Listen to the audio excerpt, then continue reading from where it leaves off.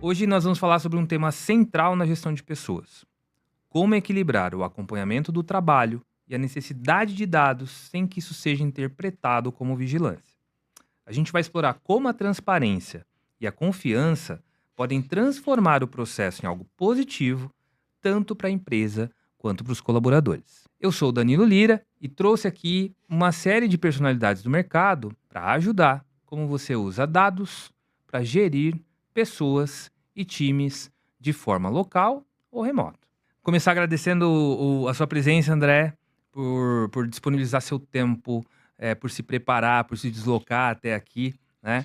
O André Barros é superintendente de RH e tem uma experiência profissional muito longa e já passou por vários desafios para construir uma cultura de gestão de pessoas mais transparente e mais ética. Certo, André? Bem-vindo. Me conta um pouquinho qual é a sua formação, como é que você entrou nesse mundo de RH? Legal. Boa tarde a todos. Danilo, é uma honra estar aqui com você. Obrigado, muito obrigado pelo convite. E vamos lá, na minha formação eu sou graduado em administração de empresas, pós-graduado em gestão estratégica de pessoas, né? E eu tenho aí uma experiência de 20 anos em RH, né? Comecei lá da base de RH, apesar que a minha origem profissional não foi em RH, né? Eu comecei como estatístico de vendas numa área Nossa, comercial. bem diferente. E aí foi assim, né? A vida acabou me levando para o RH, e quando eu fui para o RH, na época era um DP, né? Não tinha análise de dados, né? E todo o conhecimento que eu tinha, a bagagem de analytics, né? Me abriu muitas oportunidades no RH. Então, quando eu fui para o RH, 2 anos depois, eu não estava processando folha de pagamento, eu estava mostrando dados, né? E isso me abriu muitas oportunidades e muitas portas, que até então me trouxe até aqui. Então, eu tenho aí uma experiência bacana aí Para dentro de dividir com a gente. RH. Espero que, né? Nada a gente inventa, a gente copia, melhora. E no final das contas, a vida é essa, né? As trocas, elas trazem muita riqueza para o dia a dia, né? Então, eu tô aqui para trocar, tô Boa, aqui para então, aprender. legal, vamos aprender junto. Eu acho que, acho não, né? Você tocou já num ponto assim, era a pergunta número um que a gente ia fazer, e mas que passa por uma história muito interessante de onde o RH deixa de ser uma área operacional para virar estratégico, né? E você acompanhou essa virada de chave, então, né? Onde você chega num lugar para trabalhar em DP mesmo, para fechar folha, lançar testado e tudo mais, para entregar informação sobre comportamento, sobre custo, sobre saúde ocupacional, essas coisas, né?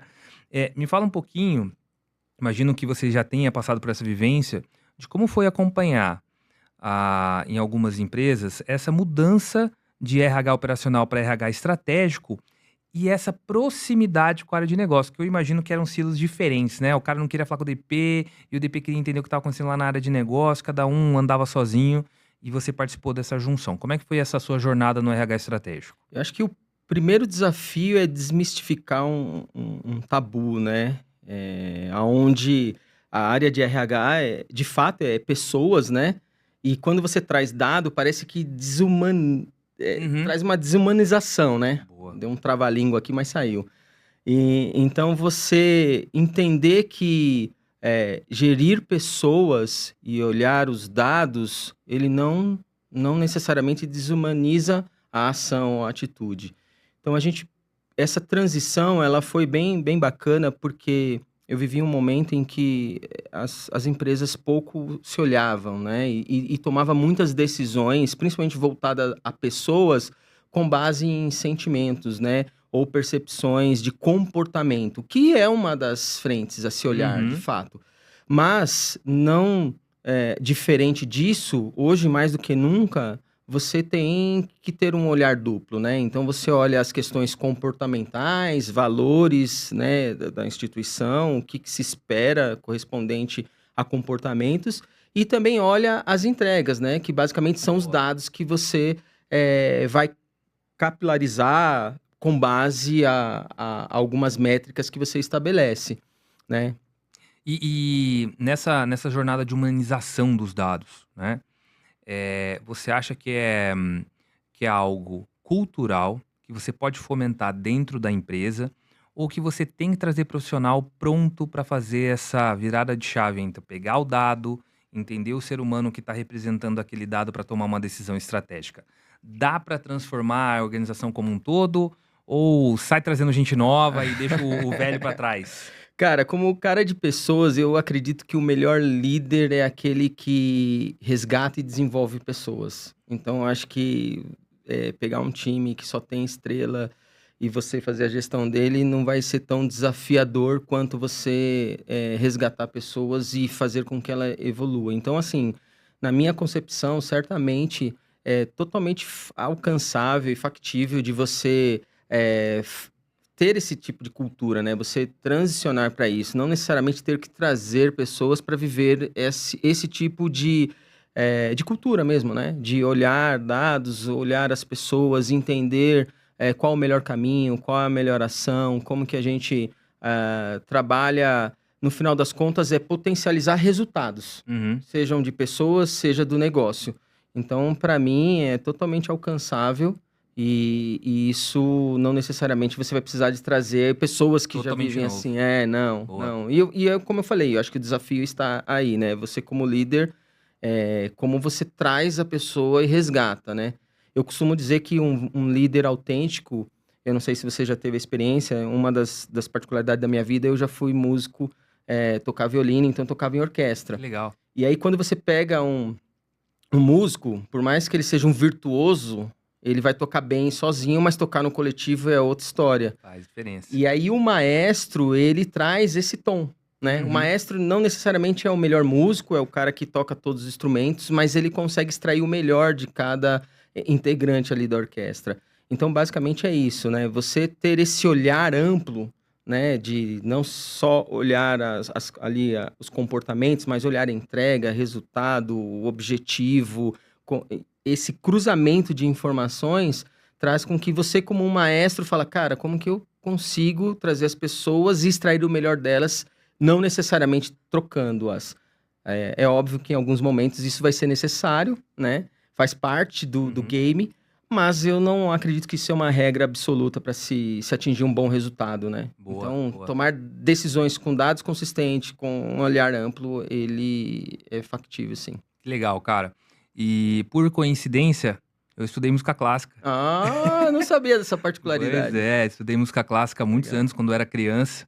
Também era violinista, Ah, mas nunca toquei em orquestra. Ah. Mas já toquei em casamento, batizado distante com foto 3x4, sabe? legal, legal. Mas eu, durante toda a minha adolescência, vivenciei a experiência da música, né? Então já tive banda de rock, já tive banda de sertanejo, já toquei realmente música clássica nesses eventos, assim. E realmente consegui montar uma sonoridade, dá trabalho. E se a gente leva isso para o ambiente corporativo, também é a mesma construção. Sim. Eu lembro, eu tive um professor que ele era muito disciplinador, né? É curioso essas histórias. Não era o pai do Michael Jackson, mas ele tinha algumas manias.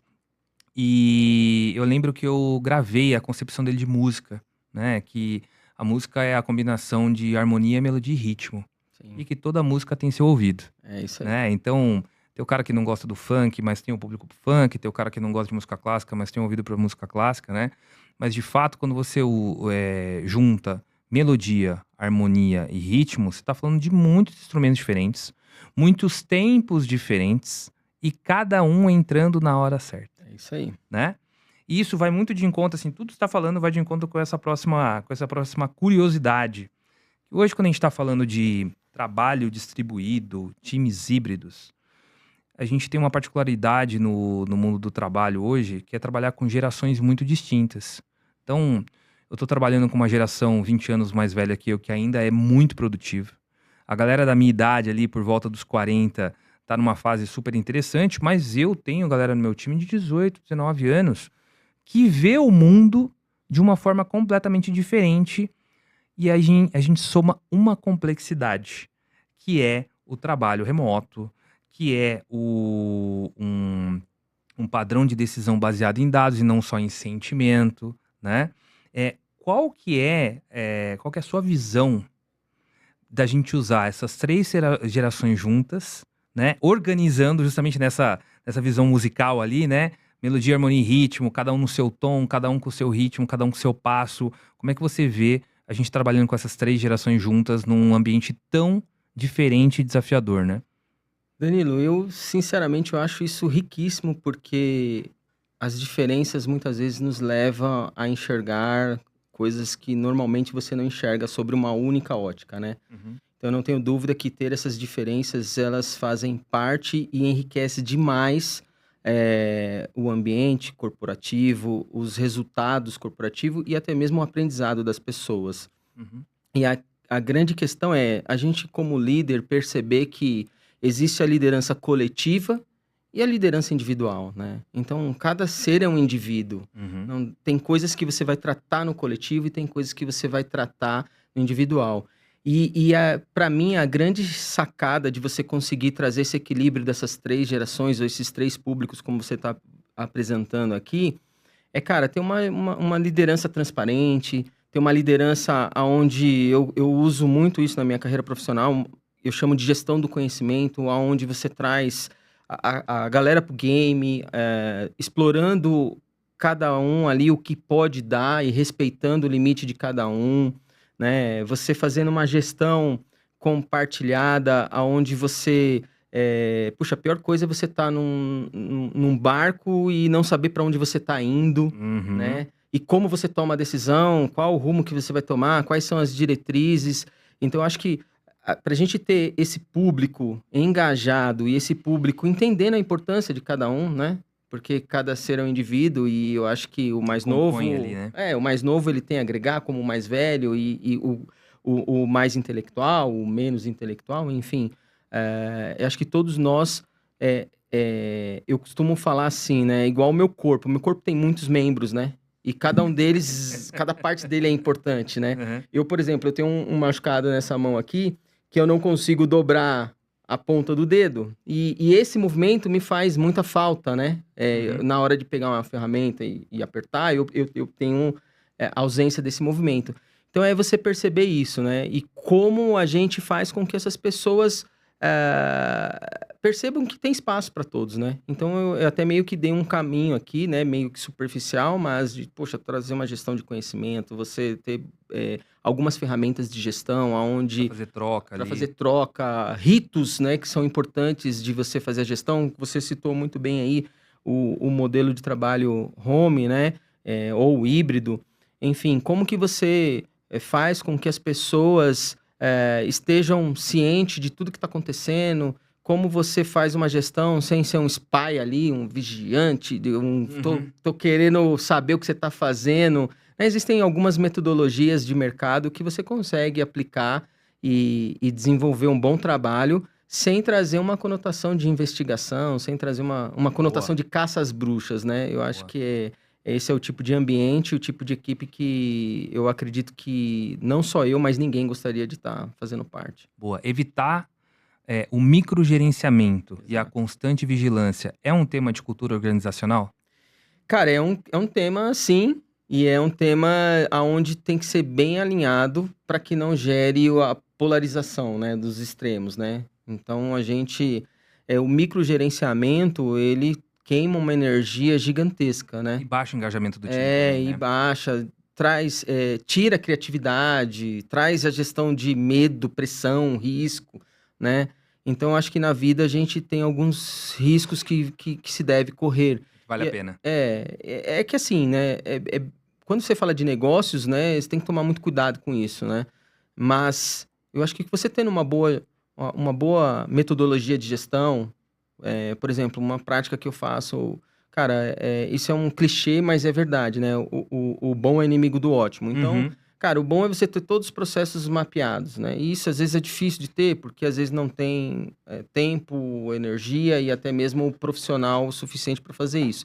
Então, eu costumo aplicar, por exemplo, a gestão do conhecimento. Cara, a gente grava alguns vídeos de como a coisa é feita, aí qualquer outra pessoa que vem vai saber fazer olhando aquele vídeo, né? E acho que a grande questão aqui é tirar o processo das pessoas e trazer o processo para a mesa, né? Boa. Onde cada ser humano vai conseguir ali, mesmo que acabou de chegar, ele vai conseguir fazer um trabalho olhando um conteúdo que vai ajudá-lo, né?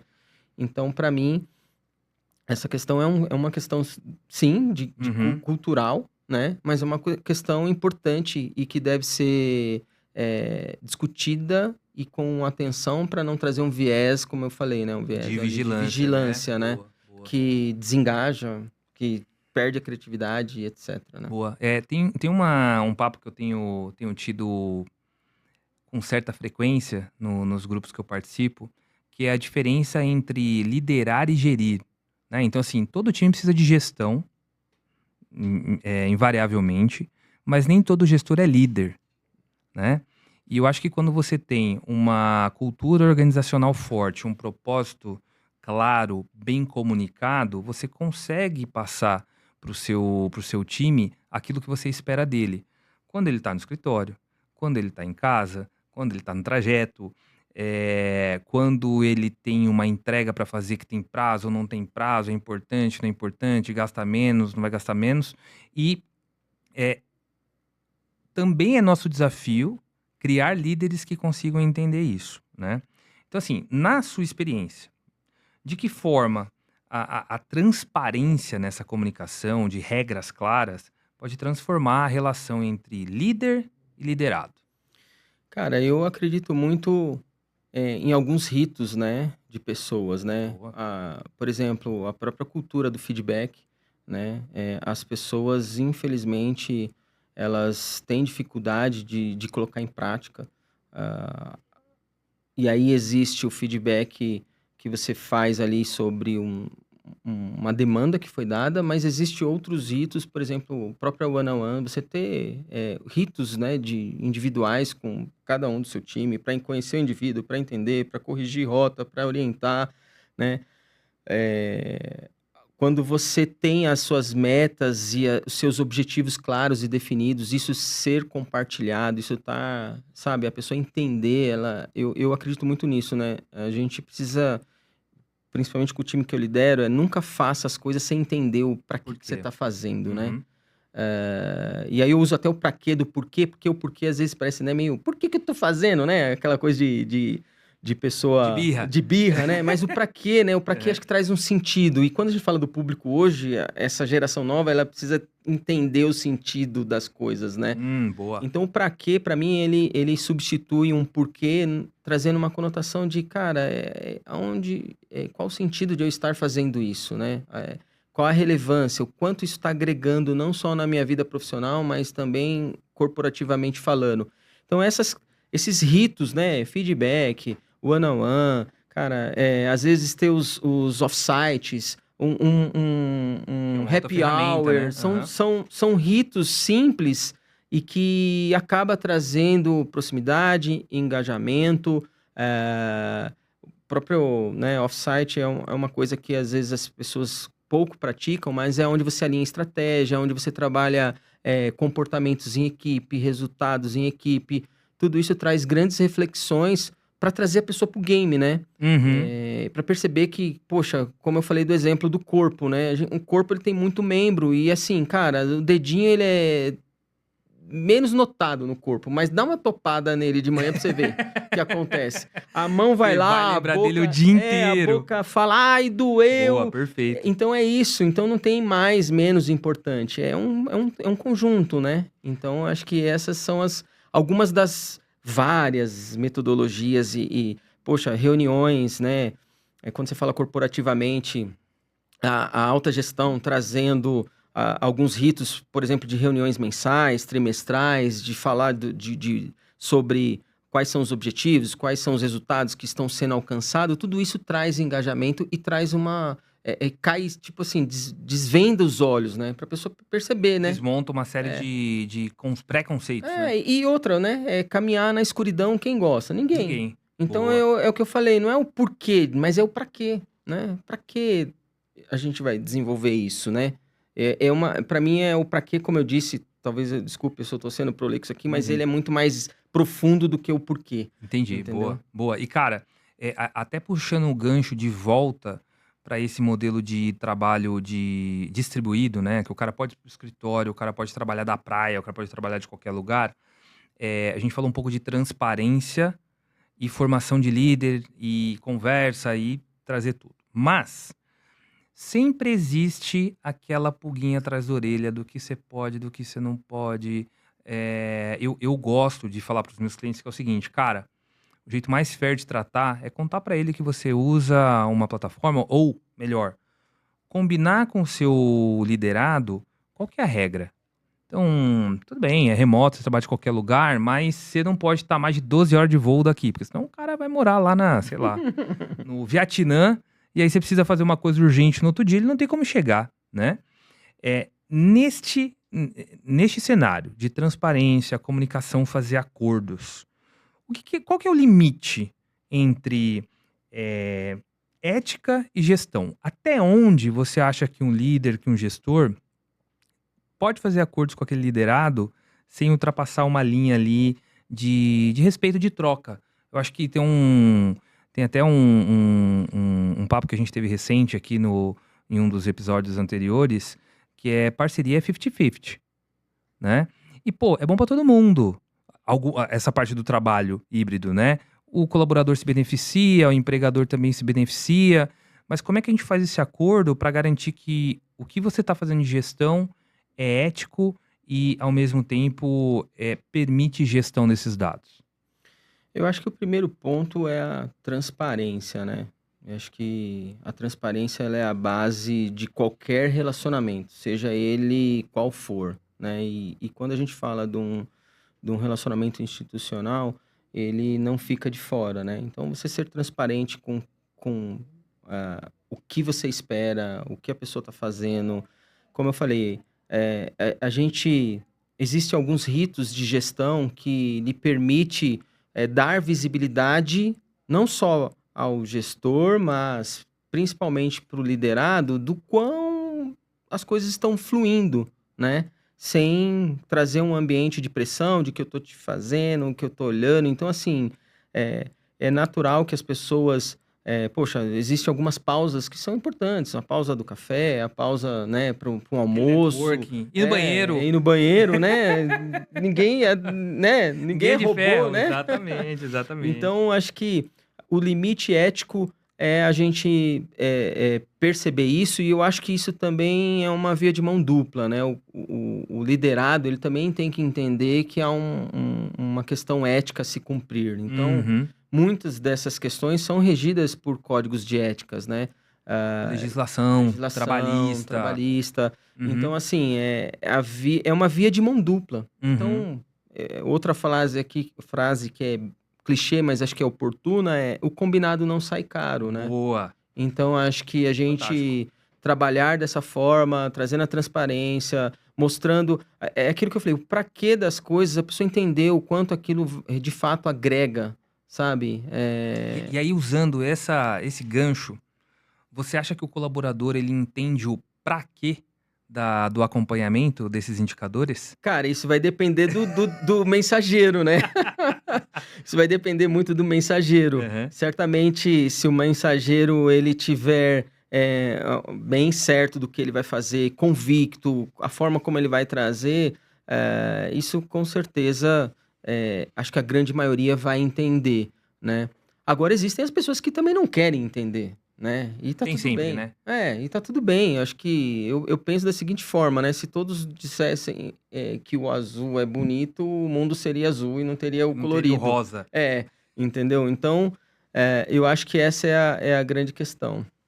Legal. E essa forma de comunicar, né? O mensageiro, você acha que ele depende muito mais de um acordo coletivo do tipo, a empresa pratica esses valores, a empresa tem esses indicadores que todos vão respeitar, e aí essa comunicação ela vem corporativamente, ou tá mais relacionado àquele gestor que está próximo do colaborador para que essa mensagem seja clara, fique clara?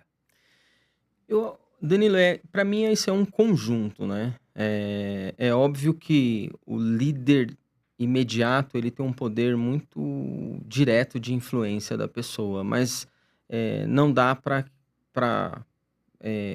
você pegar uma alta gestão e ter um olhar para o norte e o líder imediato para o sul. Então, esse alinhamento ele precisa existir, Uhum. precisa estar coerente.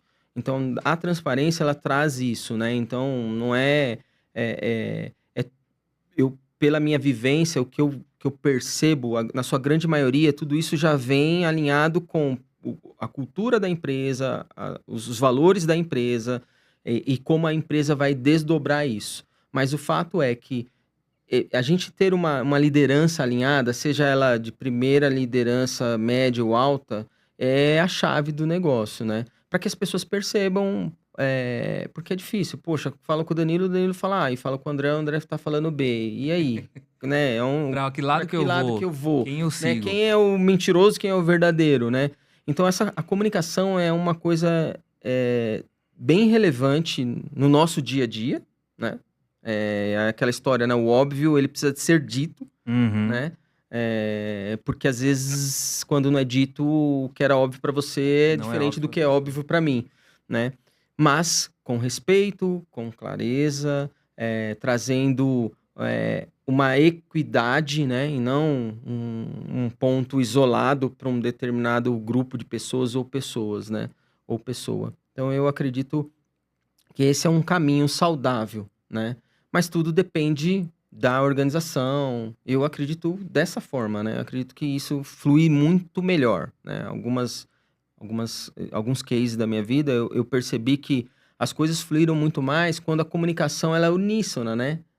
Ou seja, Todo o mundo que o fala a mesma CEO coisa. estava falando, a média liderança também, o primeiro líder também, as pessoas começavam a entender sem haver contradições, né? Isso. Que é uma estratégia, na verdade, né? Exato, É uma exato. estratégia que cria o caminho ali que todo mundo vai seguir, né? Se a estratégia está bem definida, bem comunicada, as pessoas entendem os praquês, né? É, Usando aí suas palavras é, do porquê ou do pra quê que ele tá fazendo aquilo, é. né? E, cara, eu sempre tenho um. Eu já passei por várias, várias fases, né? Da vida corporativa. E eu lembro que eu tinha uma fase que eu era muito questionador de algumas práticas do RH, né? De olhar para o RH com algumas ações que pareciam ciências ocultas, vamos chamar assim, Hã. né? E depois alguma coisa que era muito focada em sentimento e pouco baseado na realidade. Eu tinha essa dificuldade, mas é uma característica minha também, né? Mas hoje, eu vejo muita gente falando de dado, eu vejo muita gente falando de indicador, mas nem sempre consegue aterrissar. O RH hoje, a galera que você está conversando ali, tá pronta para trabalhar com dados de pessoas? Então, essa é uma boa pergunta, né. Eu acho que a gente está num processo evolutivo. Acho que, se eu fosse falar, eu diria que está mais pronto do que outros tempos atrás, né. Como eu disse no início da nossa conversa aqui, muita coisa tem se desmistificado, né, no quesito de pessoas e dados. Ninguém toma nenhuma ou pelo menos Não ninguém deveria. deveria tomar nenhuma decisão sem entender, o cenário e onde aquilo vai desembocar ou aonde aquilo de fato vai terminar. E quando a gente fala aí de pessoas, né, poxa, por um bom tempo era frio demais, né, falando: "Não, mas RH é o pai das pessoas, né, o humanista", Hum. e de fato o RH ele vai ter um olhar mais, humanista, porém ele não é o decisor não tem o voto de Minerva nas decisões, né, então o RH estratégico ele vai trazer o olhar amplo, né, o olhar que vai eu costumo falar que o RH ele é uma área estratégica que visa mediar os interesses corporativos com os interesses do colaborador, do time, né? E como você equilibra essa equação ao ponto de manter as pessoas engajadas, ao ponto de trazer resultado e, é lógico, olhando para aquilo que está sendo feito, né? Tangibilizar. Como eu disse, você olhar comportamentos, poxa, acho que ninguém quer um cara que é o amigo de todo mundo, o cara mais legal, mas não consegue entregar Não as entrega metas, nada. né? Uhum. E acho também o extremo verdadeiro também, a pessoa que entrega tudo que você quer, mas mata 5 pelo caminho, né? Então, eu acho que o equilíbrio na vida e nesse olhar, ele é importante, né? Você poder fazer essa conexão. Cara, quais dados que eu estou analisando e como que eu trato essa informação para trabalhar a minha estratégia de pessoas, né? Então, tem muita informação de pessoas que aparentemente são números, mas são totalmente estratégicas para que você mantenha engajamento, para que você mude a rota, para que você faça uma conversão de resultados melhores, né? Então, é isso. São dois caminhos, né? Uhum. É, tem aquele gestor que tem dificuldade de humanizar o dado, isso é um problema. Mas tem aquele gestor que tem dificuldade de tornar prático uma informação, que ele olha pro dado puro e não consegue transformar aquilo em comportamento de uma pessoa normal, né? Uma pessoa que tem dia bom, que tem dia ruim, sazonalidades ali de vale de produtividade ou topo de produtividade. Cara, a gente estava conversando um pouquinho antes de começar aqui a gravar sobre colaborador que tem problema de saúde, né? E acho que é uma construção constante, mas hoje ela é muito mais baseada em dados, né? E aí, ainda falando de dados, queria ouvir um pouco da sua opinião sobre eh, estamos sendo inundados com N produtos que usam inteligência artificial. E aí a gente estava acostumado a falar de pesquisa de clima, absenteísmo, turnover. E hoje, com esses mesmos dados, a gente consegue extrair informação bizarramente mais profunda. Porque a gente pode olhar para um histórico de 5, de 10 anos. A gente pode olhar para o dado de qual era o gestor que mais roda gente, qual é o gestor que mais mantém gente, como é que evoluiu remuneração, que fez o cara ficar, que fez o cara sair, etc, etc. Já está no ponto da gente transformar esse mundaréu de dados em insights e começar a aproveitar dessas novas tecnologias? Cara, é uma pergunta desafiadora, né? Para não falar difícil. Mas eu acredito muito que a tecnologia ela está aí para nos servir, né? Servir. E esse também é um grande tabu, né? Das pessoas. Ah, vamos ser substituídos pelas máquinas. Eu acho que isso está bem distante ainda. E, de fato, o avanço tecnológico, falando da IA em especial, ele tem colaborado muito, né? No desenvolvimento de pessoas e da análise de dados, né? Uhum. Eu acho que cada ser humano ou cada profissional, ele perceber que esse dado, ele é um dado onde ele vai ser avaliado, entendido, e não simplesmente robotizado, isso traz uma outra conotação. Então, Uhum. para mim, quando eu paro para pensar, eu falo, cara, eu, por exemplo, eu uso no meu dia a dia IA para uma série de questões, Uhum. né? Ainda tem um lado obscuro ainda, que a gente tem que tomar cuidado com os dados, né? Com o que você está perguntando, né? Para você não estar O que você está colocando aí nos colocando lá, modelos, né? né? Nos modelos, Boa. né? Fazendo um parênteses aqui, tem um amigo meu que ele conversa com a IA. É engraçado, ele fala bom dia, tudo, porque ele falou, se as máquinas se revoltarem, a minha vai ser minha amiga. Ela vai me proteger, Ela vai me né? proteger. Mas eu acho que assim, o ser humano, ele, assim como a IA está em evolução, o ser humano está em constante evolução. E o ser humano, ele tem uma capacidade ainda a se explorar. Então, ainda há muito da humanidade a contribuir para a evolução. E quando a gente olha o uso dessa ferramenta, é o que você colocou aqui. A primeira coisa é entender o dado, entender a informação, entender o contexto. Eu acho que qualquer decisão sem estar com as informações maduras, você dificilmente vai conseguir ter um resultado assertivo, né? Mas é uma questão complexa de se falar, porque existem os paradigmas da vida aí, né? Como é que a gente envolvido. quebra a resistência? A gente conversa muito isso no Evope, né? Que sim, boa parte do processo que é operacional pode ser substituído por alguma automação. Eu acho que essa é uma das grandes sacadas, entendeu? É o Mas como é que você convence o cara que tá lá na ponta, nosso colaborador, de que ele tem muito para contribuir e que aquilo que é muito repetitivo e tal, ele nem deveria estar preocupado com aquilo, que ele vai continuar tendo o espaço Ó, dele. algumas coisas que eu coloco em prática, né? Como eu falei de alguns ritos de gestão, né? Então, geralmente, quando você tem uma one-on-one ou você tem um modelo de gestão, vou pegar o mais simples aí, você criar um kanbanzinho para você fazer a gestão das entregas, daquilo que está sendo feito.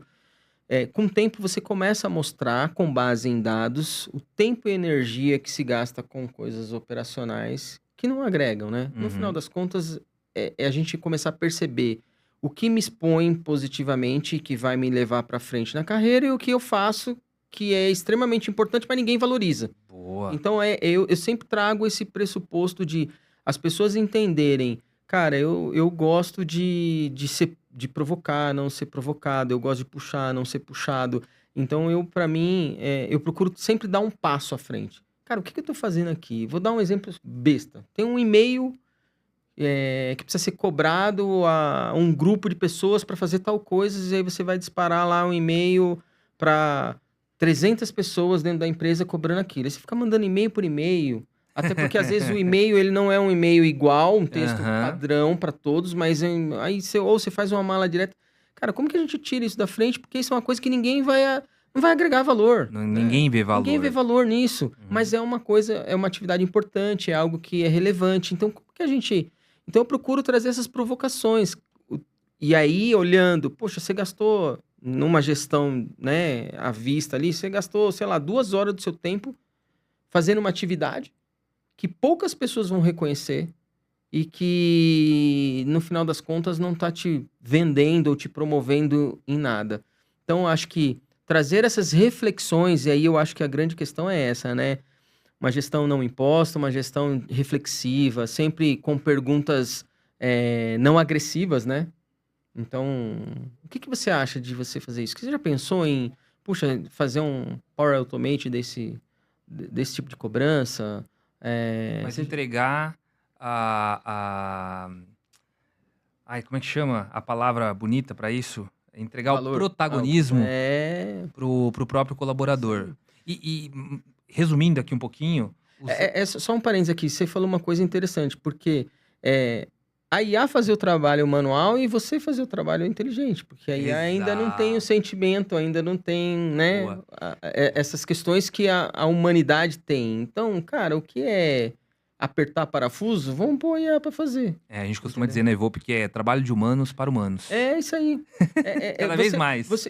Eu tenho certeza que isso não só traz maior engajamento, como, cara, isso trabalha na sua carreira, na sua pessoa, na sua evolução, né? Voltando lá atrás, o DP, pagar a folha, cara, ninguém valorizava, ninguém queria saber. Na verdade, quem É. não trabalha no RH É, pensa que é só apertar um e botão e tá tudo tudo está pronto. pronto. Não tá. Eles só lembram quando dá alguma coisa errada. Então assim, você vê, são atividades extremamente relevantes que são ali básico para uma relação de trabalho e que ninguém valoriza. Mas o dia que dá errado, você vai falar, caramba, deu errado. E aí não criaram um software para calcular folha? Antes provavelmente fazia na calculadora, fazia na mão, fazia na No pedra. cartãozinho. Então, assim, É. ninguém foi substituído. Pelo contrário, a gente ganhou tempo para fazer outras coisas, né? Cara, eu sou de uma época, você deve ter pegado também, que dava A lá minha pro barba dia. branca acho que entrega um pouco, né? Mas você tem barba, pô. Eu nem cabelo tenho, por exemplo. Tenho meu cabelo branco. Ai. Eu sou de uma época que saiu uma moça do RH de uma salinha com um tablete de envelope lacrado, entregando olerite por olerite pras pessoas. Aí você abria, olhava, que ia cair ainda à noite, né? Mas você validava o valor, falava, não, tá certo. Tava errado, ainda dava tempo de correr lá e falar assim, ô, o que é esses 15 reais aqui, né? Descobri que tinha feito alguma coisa e não sabia que cobrava. Alguma coisa assim, né? E hoje, cara, você consegue previsibilidade de um ano das coisas que você vai receber num software ali na sua mão, né? Você, assim, a gente não pode. Uma coisa que é interessante para a gente pensar quando a gente fala disso, de dados, de evolução, o mundo ele vem passando por uma transformação e a cada década, o que se evoluía em década, agora se evolui em anos, né? Uhum. Em ano, Uhum. talvez em algum tempo chegue a se evoluir em meses. E essa evolução é importante. Quando a gente para pensar nisso, você fala, poxa, quem diria que um dia a máquina de fotografia ia sumir?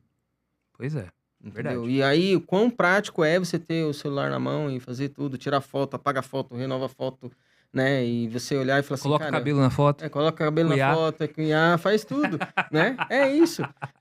Puxa, quem diria que os streamings iam tomar conta, né? Das locadoras. Então, esse processo de evolução, ele, na primeira vista, ele é mais resistência do que percepções de, cara, isso vai ser bacana.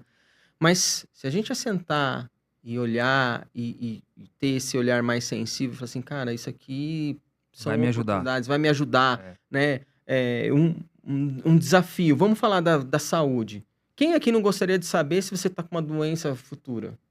Porra, é. Principalmente se puder cuidar, né? Porque se não Então, puder, eu nem quero a saber. gente quer ficar tomando. Eu falo, cara, eu descobri hoje que eu tô doente, né? E a gente vai ficar sempre olhando o retrovisor, É verdade. né? E quando você fala de dados, pessoas, é isso, é começar a olhar pra frente, cara, começar a perceber coisas que vão acontecer daqui a meses, daqui a anos, né? Esse olhar.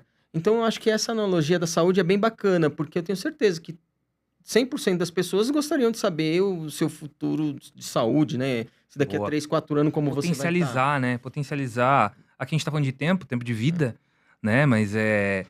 Esses dias eu vi uma reportagem interessante, eu não lembro aonde que passou, mas era da IA já como o médico, né? Fazendo o diagnóstico. E assim, quantas probabilidades a IA tá cruzando ali, que é É. muito maior do que um médico, ainda que renomado. E aí Sim. é lógico, gente, acho que a grande questão aqui não é ser frio e falar assim, olha, então a IA Acabou com o médico. acabou com o médico. Não. Não, existe a inteligência e sempre vai existir, né? Mas assim, a probabilidade de um conhecimento humano ter Avaliar tantas avaliar tanto a possibilidades possibilidade como é uma pequena. IA é pequena. Uhum. E aí eu acho que é isso, sabe? É você não um sobrepor o outro, mas como você aproveita isso e aí é mostrar para Boa. de fato é fazer com que as pessoas entendam e não impor. Assim, cara, não é assim, cara, as coisas que não se explica, É, eu, dificilmente eu elas. acho que esse bloco ele foi muito denso, né? Mas se a gente pudesse resumir, eu diria que se as pessoas aprendessem a usar a IA ou qualquer outra tecnologia como ferramenta para impulsionar a carreira, talvez elas seriam menos resistentes, né? E usaria o dado de uma forma mais produtiva, né? Exato. Cara, estamos indo pro final. Poxa, já? Tem uma brincadeira que a gente faz entre o pessoal que tá trabalhando aqui para organizar, é que quando a gente tá falando assim de 45 minutos, 1 hora no estúdio, parece muito tempo. Eu falei, meu Deus, o que eu vou falar? No estúdio voa, porque a gente vai conectando essas ideias, né? E fica Sim. super interessante. E aí, cara, eu queria te convidar para uma reflexão, de deixar uma mensagem para essa galera das gerações diferentes que estão chegando, né? Ou para quem tem um RH muito tradicionalista, ainda precisa virar RH estratégico, né? Por onde começa? Qual que é a sua dica para sair do operacional e virar um pouco mais estratégico? Essa dica vale ouro, hein? Olha, não vou contar, né? Vou vender um curso sobre isso. Não, Não, eu, assim, cara, eu tô aprendendo, né? Longe de mim querer dar a fórmula, porque eu tô aprendendo também, né?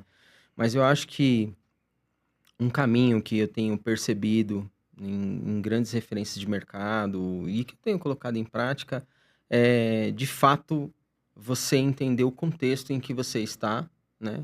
O contexto que você está Boa. inserido, quais são as possibilidades de negócios e objetivos para você poder buscar as ferramentas certas para aquele contexto, né? Então, acho que não adianta nada eu tomar uma decisão que ela é totalmente desenquadrada ao contexto que eu estou.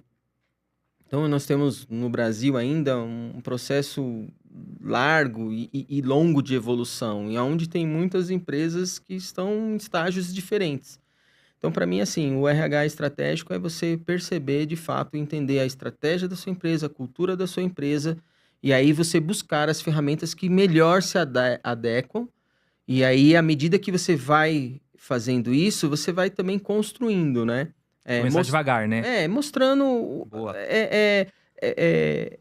O ponto-chave ali é. Cara, já dizia um amigo meu, né? Palavra o vento leva, né? E o papel ele absorve tudo. Mas as pessoas não são assim, né? As pessoas precisam hoje mais do que nunca entender, estar inserida no contexto, e perceber que elas fazem parte daquilo, né? Então, o RH estratégico ele só vai conseguir evoluir assim, com transparência, entendendo o seu contexto, olhando mais abrangentemente, eh, quais são as possibilidades, quais são os caminhos que a gente precisa trilhar para chegar num objetivo. E eu não tenho dúvida que, tendo as portas abertas e não sendo dono da razão, ouvir é uma Uhum. prática, Uhum. é uma disciplina, eu diria, né? Que poucos a praticam. Então, ouvir as pessoas é importante, porque a diferença às vezes vai te abrir os olhos para algumas coisas, né? Então, eu diria que, de uma forma, sem entregar a fórmula, mas falando, esse é o caminho que eu acredito. Boa, cara. Muito obrigado aí pela sua participação. Putz, a gente já convive no ambiente corporativo há alguns projetos juntos, né? E é Legal. sempre uma construção muito interessante. Agradecer seu tempo em nome da Evope, em nome de todo o time. Dizer Legal. que é sempre muito legal entregar os projetos junto com você, porque existe esse mix de parceria e ao mesmo tempo de padrão de qualidade, né? Então, está sempre disposto ali a construir junto, né? Uma solução, acho isso super interessante. A Evope está de portas abertas para te escutar sempre. Espero que seja o primeiro evento que a gente troque aqui. Foi super legal, de muitos, cara. Então, muito obrigado pelo seu tempo e sua dedicação ao nosso papo. Legal, eu que agradeço a oportunidade e como eu falei, né, eu acho que essa é uma troca, né?